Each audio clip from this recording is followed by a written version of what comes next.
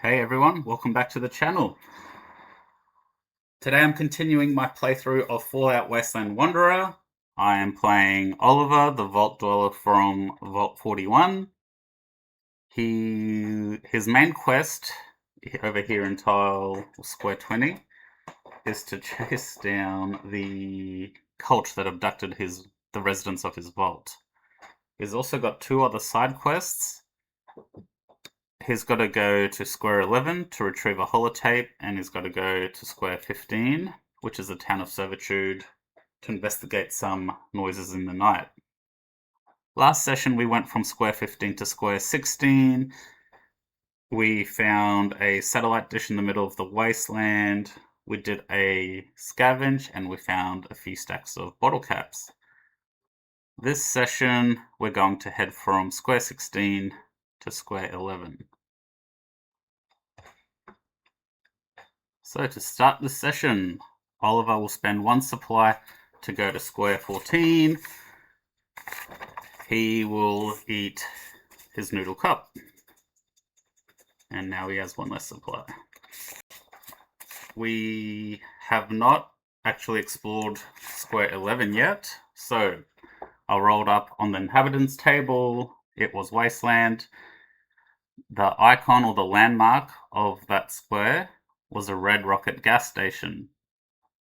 For the Wasteland truth, it was the area's battle scarred. Bullet casings, scorch marks, and spent explosives tell of a violent past. Then I rolled for my encounter, and I rolled an interesting one, Lost. Fog, night, or general incompetence leads you to immediately travel to a random adjacent location. Then roll another encounter for the new location. Now it had this bit, could you roll a skill check to avoid getting lost? So I think that's a suggestion, but I just really like the idea of getting lost, so we're not even going to worry about that. So I was going from square 16 to square 11. This square is actually blocked, so we're going to end up on square 9. For the new square, I roll up the inhabitants, I get Wasteland again. This time the landmark is a military base. This time the truth of the area is crumbling. Buildings have collapsed into shapeless mounds of debris.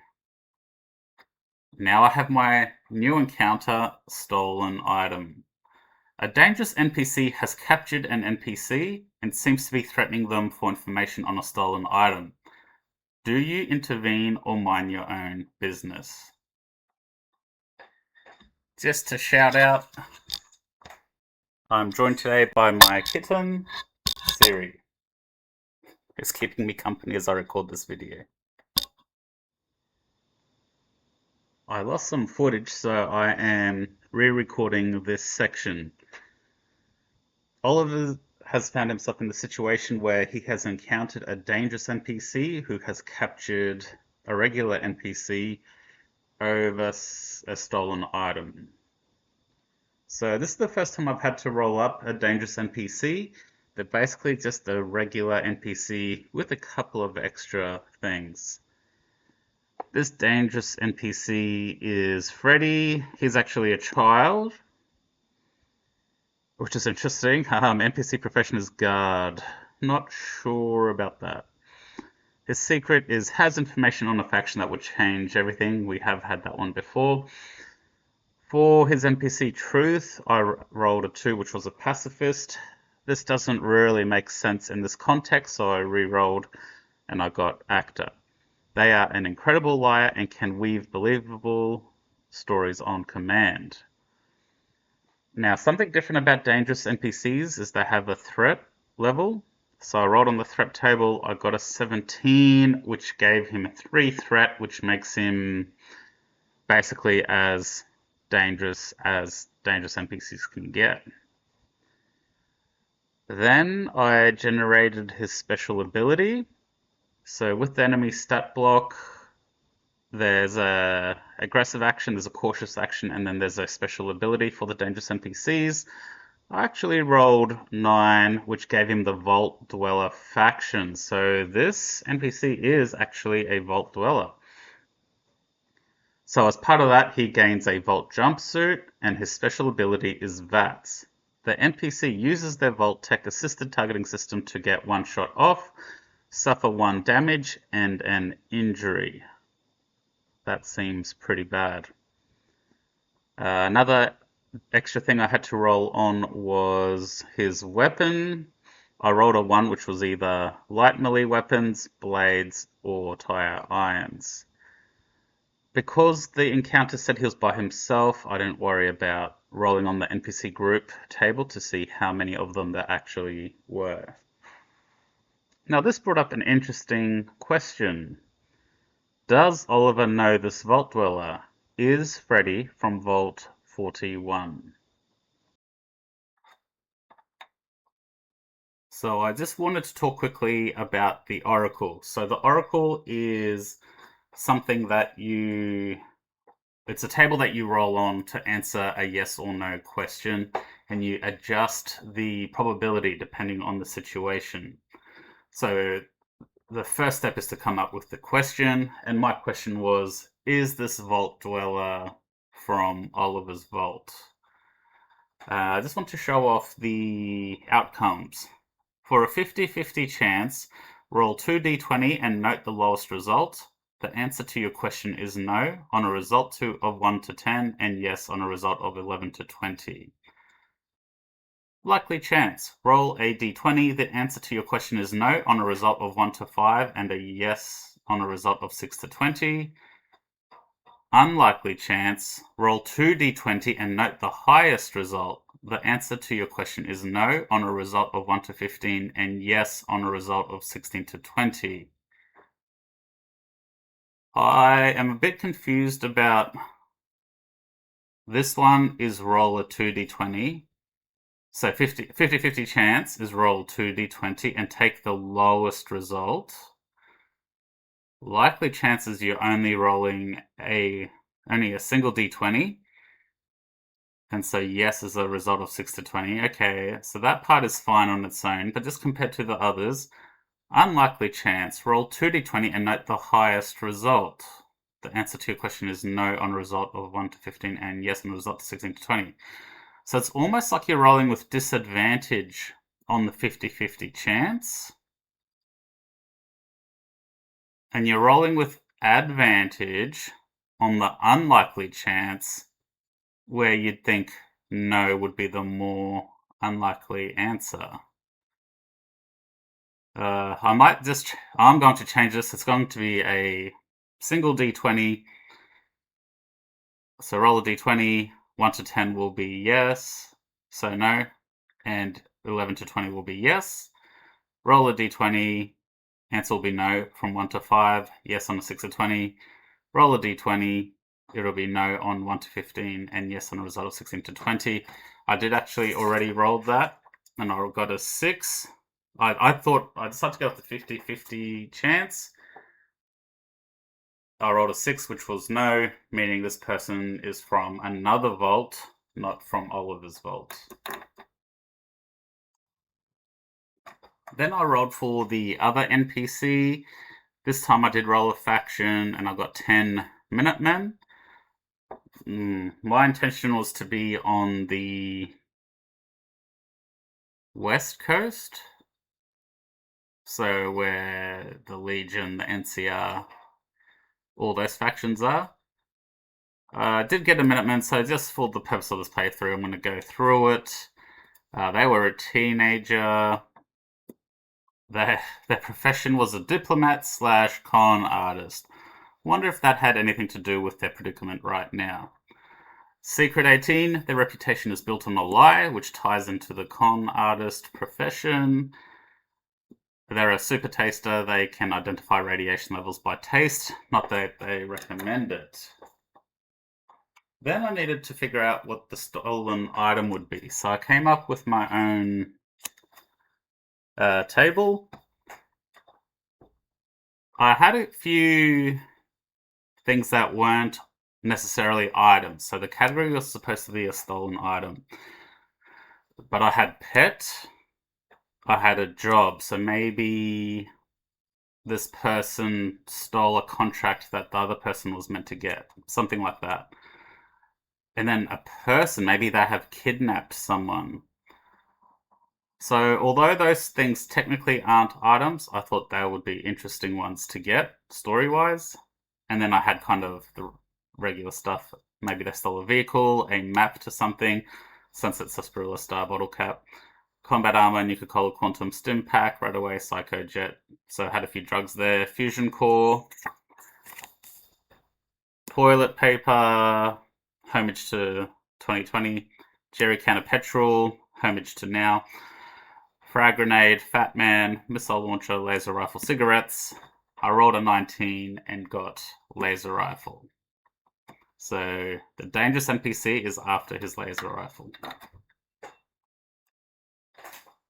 That was actually where I got up to, so I'm going to actually play from here on out.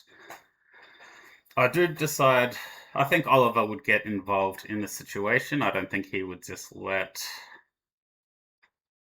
someone innocent get hurt, being a naive vault dweller and all that. So at the moment, he's not involved. So we take the approach action. Throw yourself into danger. Sometimes the direct route is the best route. To take this action, you must be safe. There must be a foe in your location, and there is a dangerous foe. So to start off with, the action is a difficulty of 1. You could sneak up. You can greet the threat. You can distract a creature. I am going to greet the threat with a charisma speech roll.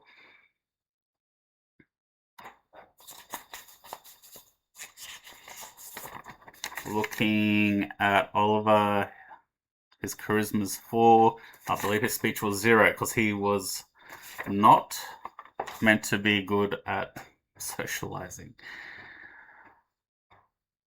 Let's just double check the suggested modifiers. The foe has improved senses. The foe has reason to distrust you.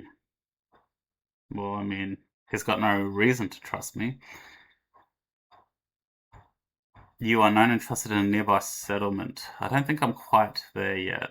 And anyway, this is a bit further away from servitude. So do I want to make this a difficulty of 2? This is already going to be tough with a difficulty of 1. The foe has reason to distrust you. I think so. I don't think he's got any reason to trust me, so it's going to be a difficulty of 2. I've got to succeed on a roll of 4 or less. Here we go. 6 and a 19. I have failed. So because I have failed, the situation becomes dangerous. Your foes become hostile. Combat begins. Now, if I had been successful, the situation would still have become dangerous, but the difficulty of my next skill test would have been reduced by a 1. So I did want to show you the Dangerous NPC Statblock. This is the stat block you use for enemy NPCs, basically. You need to generate their threat. In my case, I rolled a 17, which was the highest threat you can get, 3. So this kid is a threat of 3. On their turn, you roll a d20. Now, on 1 to 13, they'll be aggressive. The NPC attacks dealing 1 damage or 2 if they have a heavy or unique weapon. Luckily, they don't. They had that light melee weapon. If the NPC is threat 2 or 3, increases damage by +1. So this kid is still dangerous. On a roll of 14 to 17, must be cautious. Sorry, the NPC will be cautious. They'll take cover. They cannot be targeted by ranged attacks next action, sorry. Or the NPC rushes towards you, weapon raised. That's not very cautious. But anyway. On the roll of 18 to 20, that's where they use their special ability. In this case, he does 1 damage as well as an injury, which is bad news. Alright, so we initiate combat. I believe I get to go first, and I'm going to straight away try and de-escalate. So, sometimes a word will do where a bullet does not. De-escalate is a difficulty of 2. To perform this action, you must be in the same location as the foe that presents a threat, which I am. So some of the solutions are to tame a creature, talk down a dangerous situation, which is what I want to do. I think this is a misprint. They've got strength and athletics. I do believe that should be charisma speech for that one. You can try and buy your way out, charisma barter, or scare your foes. Strength speech. Interesting. Suggested modifiers. You are outnumbered. No. The foe has a reason to hate you. I would say no. They just don't trust me. You make yourself less threatening. You outclass your foe. You spend a stack of caps. Once again, I would be rolling on a target number of 4, having to get 2 successes. I'm going to try it because I think that's what Oliver would do. Yeah, let's give it a whirl and see what happens.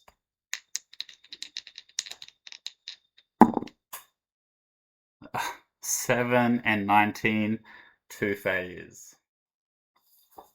I was going to set up the next scene, but I think I might actually finish there. An interesting session.